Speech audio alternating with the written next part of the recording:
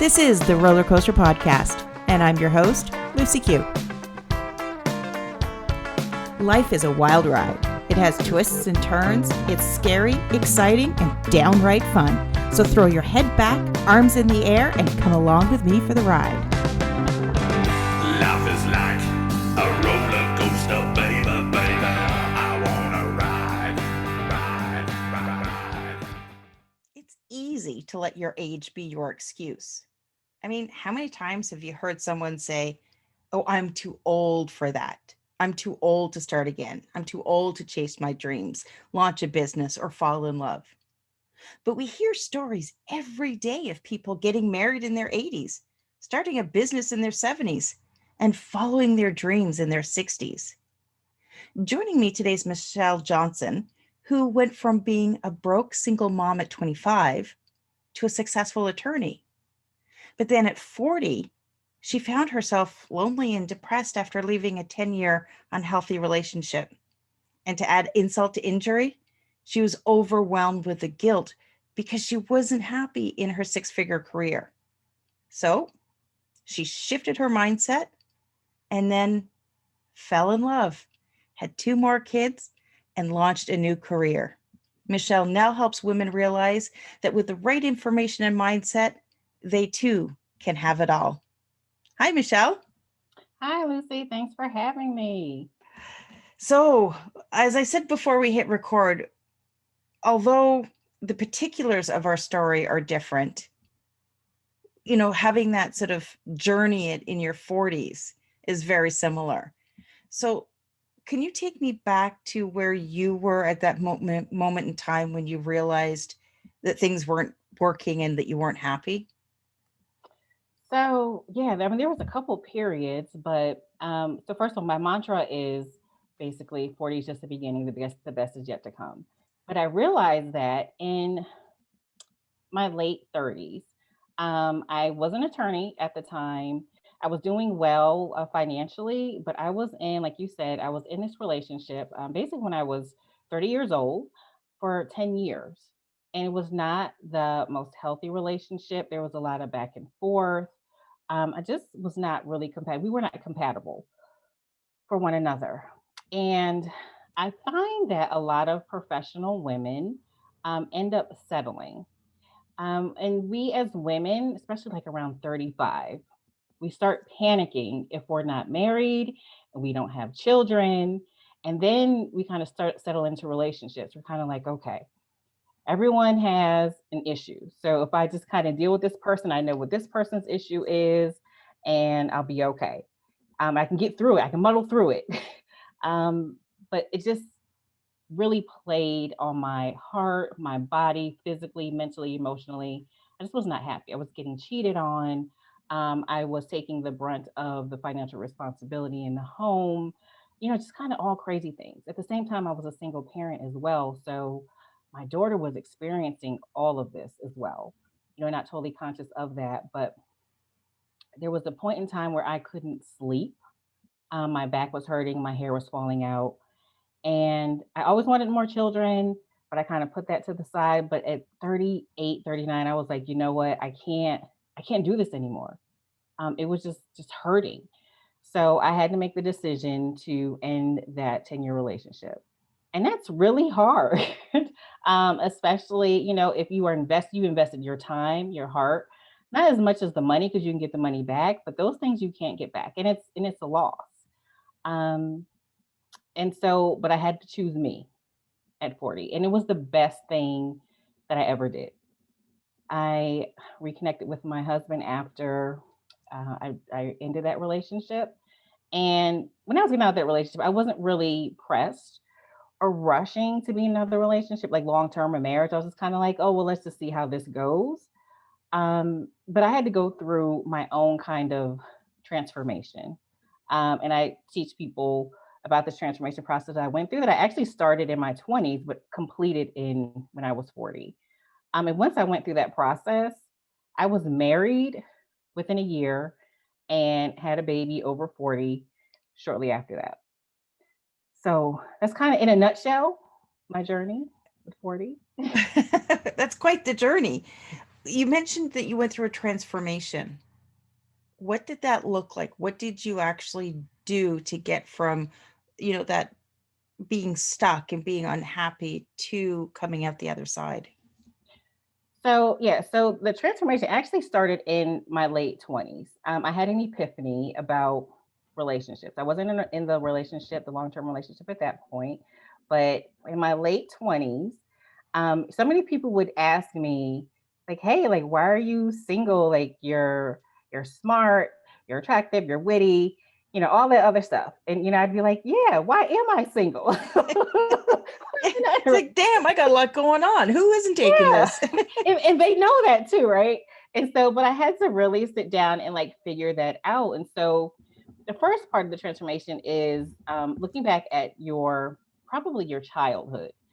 Was there a trauma? Is there hurt that you experienced that you haven't acknowledged, and that is actually affecting your adult relationships? And I figured that out. For me, it was my father actually my parents, they were married for 50 years, and they were like the couple of the family. Like when everyone else would marry, they'd get divorced, but my parents, they always kind of stayed together. So I had that longevity that I saw, but it was not a perfect relationship, and it was not the relationship that I wanted to be in. And I took some of the things that I saw in that relationship from my parents and applied it to my adult relationships. But one of the big things for me, I realized I was not emotionally connecting in relationships. So for me, my father, he would take me to school when I was in high school. And who wants to listen to their father giving you a lecture on the way to Oh, yeah, school? just what you want. You're like, that's plenty. Right. So, but he would just have these conversations. And my father was a bit of a chauvinist. So he would tell me things like, well, men are logical and women are emotional. And he would say, well, there's nothing wrong with that. That's just the way it is. But he made it seem like there was something wrong with being emotional.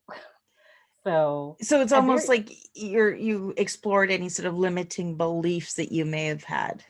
Yes, Yeah. absolutely. So when I realized that was my blockage, then I realized I was not emotionally connecting in relationships, in my adult relationships. So that was like the first step of my transformation, just acknowledging that, and then exploring how that was affecting my relationship. So again, it was like almost like the mentality of two men in a relationship, so to speak, because I was not the touchy feely, emotional, like I'm going to comfort you. It was just kind of like we're looking at each other, and that's kind of it. So that was, the first part. I had acknowledged that there was some hurt, there was some healing that I needed to do. And then I had to explore that, explore how that was affecting my adult relationship. So I did that. Um, and then shortly after that, I met my ex that I was with for 10 years. It was like, oh my gosh, now I know why I'm the way I am. Let me change it. And I changed it. And I was in a relationship for 10 years. The problem was I was in a relationship with the wrong person because we get so excited, right? We have all this And you information. probably you wanted to prove yourself right. You wanted to prove that you changed. Absolutely. It was like a breakthrough, right? And you're just excited. It's like I have all this stuff. You're like, I'm there. I did it. Yes. All right. And then you're like, oh, crap. Yeah, yeah, yeah. But then I fell in love, in that relationship as well. And I thought I saw, great potential in this person. And I'm not gonna say he was a bad person. It was just a bad time. He was a great father to his children, and I saw that. And so, but again, for relationship purposes, just because you're a good parent doesn't mean you're a good person in a relationship. So And that's we something I don't had. we don't you can be attracted to somebody and you can get together, but that doesn't necessarily mean that you're meant to be together forever, or that, you know, as you change, the other person's going to change with you. Right. It's some relationships, they just end. Yeah. What I found is at this point, I was an attorney, so I was making decent money. And I find that a lot of professional, successful women, when they get into relationships, and they're in the kind of relationship that I was, and it's not uncommon, it's very common. But we see it as because we're successful in our professional lives, that we can turn the situation around too. We can change this person and we can kind of make it right and succeed in that as well. And it's really hard to say that you didn't.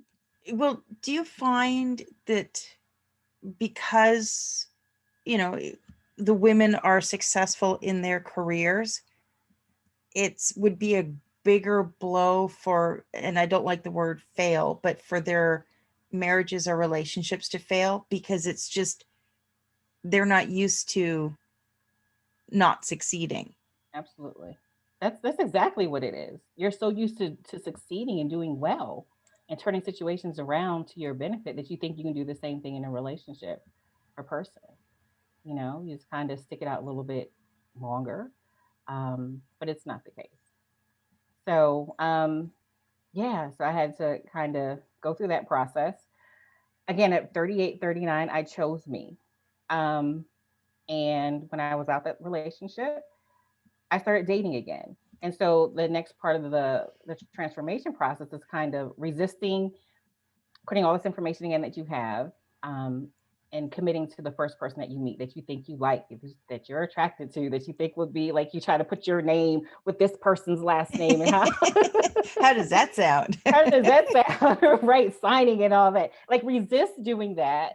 And I really had to like date multiple people, and not be so hung up on the relationship. And that worked so well for me because I was not pushing like my now husband for a relationship. It kind of happened. And for me, it was a spiritual transformation as well, um, that I went through. And I had to kind of purge my past relationship. Because I think again, as women, a lot of times if you're successful in your career, let's say you do break up with someone, you're kind of like, okay, I'm this person, you're very confident in who you are, I'm just going to move on to the next, without taking the time to mourn that loss. Because it is a loss, especially if you've been with someone for so long. And so for so long, like I didn't shed a tear. It was like we broke up after 10 years, didn't shed a tear, just kind of kept on moving. I'm just strong woman, I'm Michelle, I can do this, I can do that. That's not the case. So I was kind of confused in my relationship with my husband before we got married. Um, and I didn't know what to do. And I just had to kind of purge all those negative feelings, all the hurt, the pain from my past relationship. And then I was a totally different person. I was way more affectionate with he was my boyfriend at the time, and he could tell. Like there was just a transformation in me. So you have to definitely take that time to heal and move on. And the last step of that transformation is treat yourself. Treat yourself to the things that you want in life. Treat yourself. If you want to travel, travel. Things that you want to do them. So by then I'm like 40, right? And so you're thinking, so I'm an attorney. So, people are like, okay, at 40, you're too young to be old, too old to be young. And so you're kind of like, do I start a new career? Like, and I seriously was thinking about going into politics. My daughter was in high school. I was like, she's going to graduate soon. I don't want to be one of those moms who's like, don't go, don't go. So I had to create another life for me and start making those plans. So I was thinking about going into politics and, just rethinking, redesigning my life for me as I was approaching 40. Then I ended up, again, I was with my husband and we ended up getting married, and we had a baby. So that kind of changed the the path. That I was. And that must have been very different for you because you had your first in your 20s and then you had your second at 40, 41, weren't you? Yes. So, how did that affect you as a parent? Because you're a completely different person from who you were with your first child. So to me, it was a better experience. So when I had my daughter, so I got pregnant with her after my first year of law school. So I was still crazy broke, exhausted, and I don't remember anything for that first year of her life. After she was born, she was like 6 weeks old, 5, 6 weeks old. I started law school again. I started working full time. So it was a blur. And it was Wow. hard. It was hard being a single parent. So, to all the single moms out there, I just give all the credit to single moms because it's hard. At 41, it was different. I was way more appreciative of the baby. I didn't think that I was gonna miscarry or anything like that when I was 25. I was healthy and everything was smooth. But at 41, 40, 41, you hear all these statistics, right? Of Oh, having a yeah. baby. So I was anxious, I was nervous. Well, they It was essentially put the fear of God in you if you have a kid after 35. Like they Yes, have this threshold after 35 and it's like a big deal. yeah. Yeah, and that's one of the reasons why I was so scared, and I didn't really say anything about it. I didn't post anything about it because I was like, I just want to make it through this pregnancy before I say anything. And I made it through, and I had a healthy baby. It was great and amazing. So from that, I started a pregnancy after 40 group in a community, and there were so many women in that group who are in this age between 40 and 50 having babies, and they're just so thankful that there's a group like this, and there's women from all over the world who are like, okay, yes, we're told that we can't have babies, or we won't have a healthy baby after 40. So we were kind of like dispelling this myth. Every week we have announcements of women having babies in their 40s. Nice. So yeah, it's been amazing.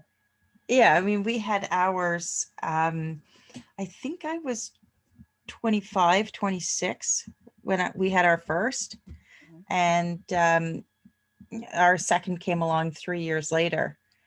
And yeah, you're for. I mean, for us, yeah, it was the younger years are always a bit of a blur, but I think that's because you're so sleep deprived. At least I was with my first. Mhm. So, it is a bit of a blur. But I totally lost my train of thought there. I It's have probably no my fault. I was gonna say I have no idea where I was going with that one. It's probably between the sun in my eyes and the room getting warm. That's okay. We'll keep going. Um, you mentioned that one of the things you had to go through is you had to purge your hurt. Mhm. Can you dive into that a little bit more so people can understand what you mean by purging your hurt? So that can be done in different ways. And so I'm a big fan of going to therapy or counseling to address those things. I personally feel like everyone could get some benefit of from counseling. Oh, I think, yeah, just about everybody, because we all have our limiting beliefs. We Yeah, all have the stories we tell us. We all have, you know, those things that stop us from moving, from growing. Um, some people they have a lot more. Other people they make it past them and you can't really see them.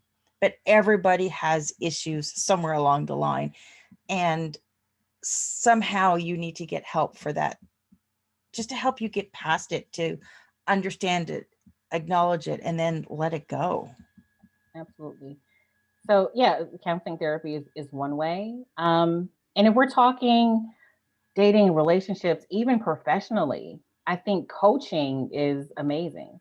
It's not the same thing as therapy, but it can kind of just get you over the hump, to make you realize some things that you may be doing wrong in whatever arena you're looking for. So in relationships, and I think a lot of people, they take their education, for example, they go to school, they take all the accreditation, they take all of that they all the student loans, they go they go with that, to learn and to perfect their craft. But they don't do the same thing in their personal lives. And we all can use help in our personal lives, our personal relationships and love if we're not successful in it to this point. So I think that's big as well, is is doing that as well. Yeah. Well, we go to school, as you did. You went to school to learn how to be an attorney. And you go through elementary school, you go through high school, you go through college, whatever you go through, and you're learning all along. But where the heck does somebody stop us and help us learn about ourselves, about what we're actually thinking, why we're thinking it, and is it actually a truthful thought? Is it a real thought, or is it just stories you tell yourself? Yeah. And that training isn't there, and it's so vital, and it's, no wonder, there's a 50% rate in divorces Well, in between marriages. divorce, yeah, Yeah. divorce, depression, I think the last stat I heard is 264 million people worldwide suffer from depression. Wow. Yeah. And and those are the people that acknowledge that they have depression. That's not Mhm. the people that are kind of flying under the radar and they're not happy, but it's not bad enough to do anything about it. Right. Right. And I think people associate getting help or talking to someone, I think they associate it with taking medication, and the stigma of having to take medication for that. But Yeah. you don't have to. Um, you can totally. It can be just a matter of talking Well, to and that's someone. it. And I have been that person that was on antidepressants. Mhm. And sure, they numb you, but they numb you from feeling everything. And Mhm. that in itself becomes a problem if you're not dealing with what got you there in the first place. Right. Because you can put a band-aid on it, but you're not dealing with what's festering under there. And that's where you need somebody else to help point you in the direction. And, whether they're helping you unpack something that you went to, or they're just giving you a different way to think, you need that other person that's, not necessarily a parent or a spouse or a friend. You need that sort of impartial person to help say, hey, have you ever thought about this? Right. Right. Because how self-centered would it be to think that your answer is the only correct answer? Well, yeah, there's Right. that too. There's a dozen different ways that you can solve a problem, but it comes down to how best to solve that problem for yourself. Right. Right. And I'm also a big proponent of, now I am, of meditation Yes. and yoga, just to kind of get that inner peace. Now, listen, I am not like, oh, let's go sit down and cross my legs, because I have some big legs over here. So, like, sitting down and do It, meditation, like I struggled with it, but guided meditation is great. oh yeah, yeah. I use and it's funny because I used to think like meditation was like some crazy weird thing. Mhm. Like it's just like in my 20s it'd be like no, no, I'm not doing that. But meditation now, yeah, I do actually sit cross-legged. I can't, just because for me, I can easily, it's meditation is hard for me. Mhm.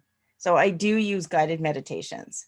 Um, and I do sit and breathe, and I have certain things just to try and keep me, I don't want to say focused because you're not supposed to be focused when you're meditating, but to keep me present. Yeah, yeah. But And it does. they have so many different types of guided meditations, like for whatever what you're grappling with. So, Yeah. and I learned about it through the pregnancy group for fertility. Um, fertility guided meditation, or sometimes you just need it to sleep. Sometimes you just want to have a great day, start your day off well. Um, so I mean, just kind of whatever is going on, they just have different types of guided meditation, because I can't do it either just on my own. I think that's great. Whatever you can do to kind of just give yourself some peace, like that'll help you, I feel like, help you process some of the negative emotions and feelings that you're experiencing in whatever part of your life. Yeah, and I think the mistake for some people when they start or when they try meditation is they think that whatever they're going to gain from it, they're going to gain in that moment. But you don't necessarily, like, while you're meditating, sure, you may have inner peace and quiet and solitude, but the real benefits of meditation, they unravel slowly. Like for me, it's not like I could sit there and say, I started meditating and the first time I meditated, this happened. It's more, it's sort of a gradual change in how you act and react and how you keep that presence and that inner peace with you with what you're doing. I mean, I remember I used to be like really angry and frustrated, and I would always, it was always the world was against me. But through my own transformation, and in particular, bringing meditation into my day, it's things just don't boil up like they used to. Right. I mean, I probably could have used meditation when I had two young kids at home. So I'm Oh sure yeah. meditation has helped The you fact that you immensely could because find time to meditate. you have two boys as well, don't you? I do. So yeah, I had Yeah. another baby at 43. Yeah. Yeah. If you can find the time to do meditation, like first and foremost, that's great. So Yeah. But it only has to be like 10 minutes. yeah, I think somebody said that, 10 minutes is what you need to get the most benefit from it. Sure, if you could meditate for 20 minutes or you can do it more than once a day, great. But if you can only find 10 minutes, then find 10 minutes. Yeah. And then with yoga as well, just like the breathing exercises, help you calm down as well and find, peace and the ability to deal with negative situations as well. Just kind of like stop, slow down, breathe your way through it. So there's so much that I've learned again since I turned 40 I about know. all these things. Again, why didn't they tell this to us when we were in our 20s? They probably did. We just didn't listen to Yeah, we them. didn't listen. Because we knew everything when we were in our 20s. Yeah. Now I just admit I don't know. I don't know anything. Yeah. I just figure it out. It'll work out. Oh, it all works out. Woosah. Michelle, you have so much information to share, in particular for women over 40, women that are looking at having children, their children in their 40s. What is the best way for somebody to connect with you? So for the pregnancy, you can go to our website, pregnancyafter40.com. We also have a Facebook group. It's called Pregnancy After 40 Private Group. So we've got a little over 7,000 members in that group. And then just for the relationships and rethinking and redesigning your life, there's happilyeverafter40.com. Perfect. Well, Michelle, thank you so much for joining me today and sharing your story. Thank you for having me. Definitely was a roller coaster, but we're here. We're here. We made it. Thanks for listening to this episode of the Roller Coaster Podcast. Want to chat or share your ideas about today's show? Pop me an email at hello@therollercoasterpodcast.com. Don't forget to connect with me on Facebook and Instagram at The Roller Coaster Podcast. Our theme song, Roller Coaster, was performed by The Lucky Setback. Audio editing by the one and only Jeff Quigley of Quigley Creator. Life is like a roller coaster, baby, baby. I wanna ride, ride, ride, ride. Life is like a roller coaster, baby.